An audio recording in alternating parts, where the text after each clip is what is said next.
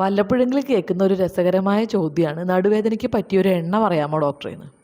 വർഷങ്ങളായിട്ട് നടുവേദന മാത്രം ട്രീറ്റ് ചെയ്യുന്ന ഒരാളാണ് ഞാൻ ഇതുവരെ 2 രോഗികൾക്ക് ഒരേപോലത്തെ ട്രീറ്റ്മെൻറ്റ് കൊടുത്തിട്ടേയില്ല. അങ്ങനെ കൊടുക്കാൻ പറ്റിയിട്ടില്ല.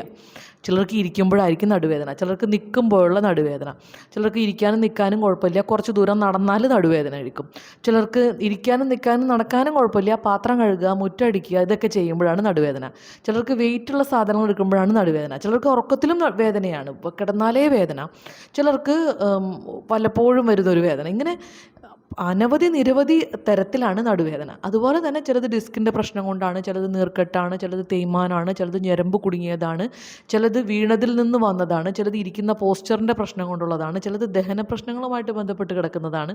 ഒരുപാട് തരത്തിലാണ് ഇത് വരുന്നത്. അപ്പോൾ അതുകൊണ്ട് ഒറ്റൊരു ട്രീറ്റ്മെൻറ്റ് എങ്ങനെയും നടുവേദനയുടെ ചികിത്സയിൽ നമുക്ക് പറയാൻ കഴിയില്ല. അപ്പോൾ വേറൊരു കാര്യം പറയാൻ കഴിയും, കൃത്യമായിട്ടുള്ള ട്രീറ്റ്മെൻറ്റ് കറക്റ്റായിട്ട് ചെയ്യാതെ നടുവേദന പൂർണ്ണമായിട്ട് മാറാനും സാധ്യതയില്ല.